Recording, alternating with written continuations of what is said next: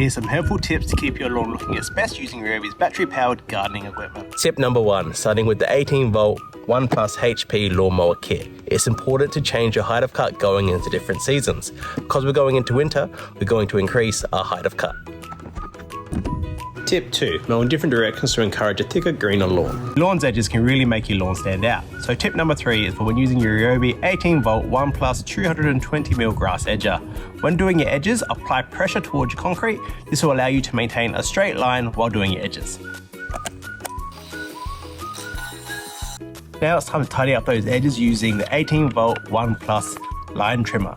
Tip number 4 for this one is to always use the edge of the line. This will get you the best cut possible.